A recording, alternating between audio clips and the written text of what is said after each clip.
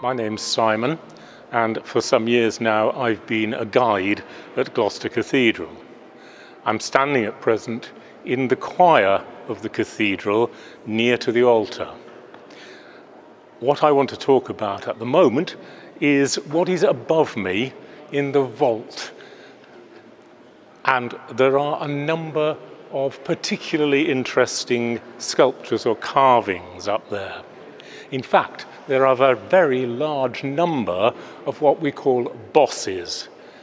Bosses are the carvings at the points where the ribs come together.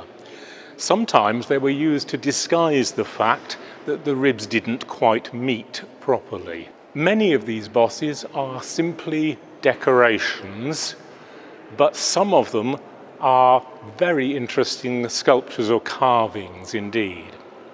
Almost immediately above me at the moment, there is a carved figure of Christ in majesty.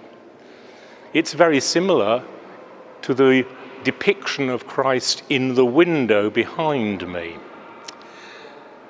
Christ is surrounded by angels.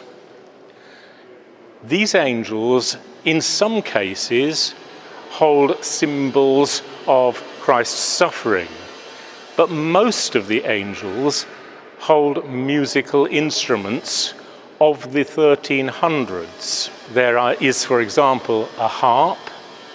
There is a psaltery, another kind of stringed instrument. There is something that is not dissimilar to a modern guitar. And there are also some woodwind instruments, although they are rather more difficult to identify. There is one angel who carries a portative organ. Why is Christ surrounded by musicians?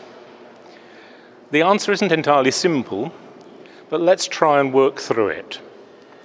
The only musical instrument that would officially be heard inside the church building was the organ.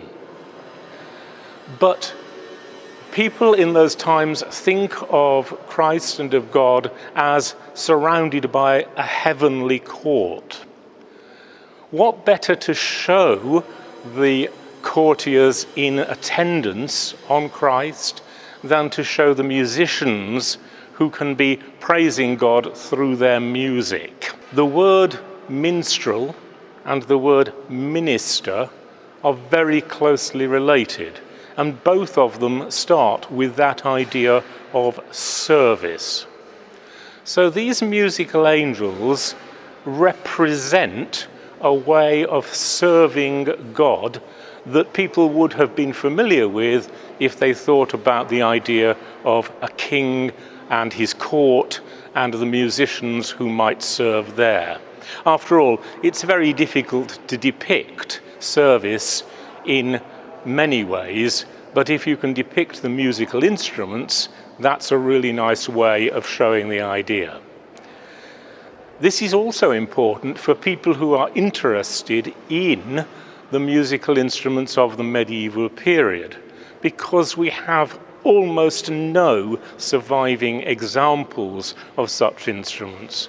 We have instead to rely on paintings or, as in this case, on carvings to give us quite a lot of information about what the instruments look like.